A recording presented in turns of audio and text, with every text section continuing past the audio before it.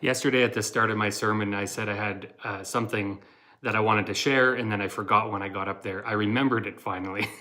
And it was related to the mention during the announcement time of our budget and the fact that we are behind on our income compared to our expenses.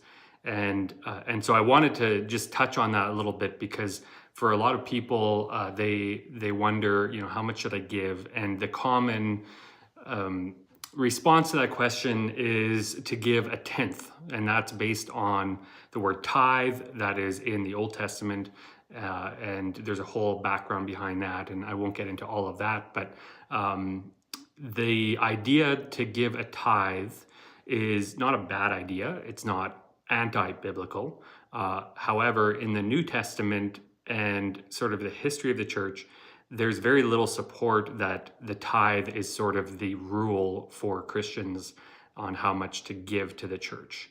I would say that there is no rule in terms of here's how much you should give to the church.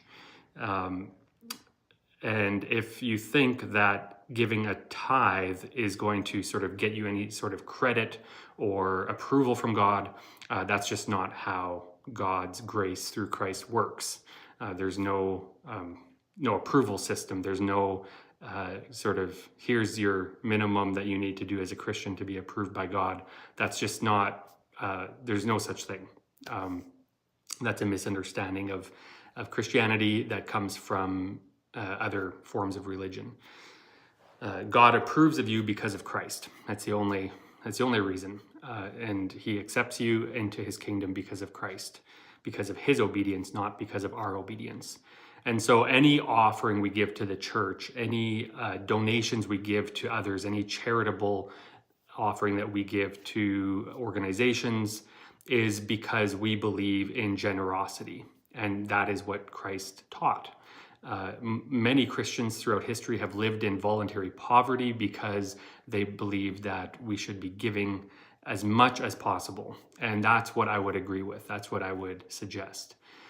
So if you're wondering how much to give, I like C.S. Lewis's suggestion that if you're comfortable with how much you're giving, then you're not giving enough. And I like that idea because generosity is a sacrifice. And in the spirit of Christ, we give as much as we can, but not in order to get approval, but out of gratitude for how much God has given us. So that's just a little bit about giving to the church. I hope it's helpful.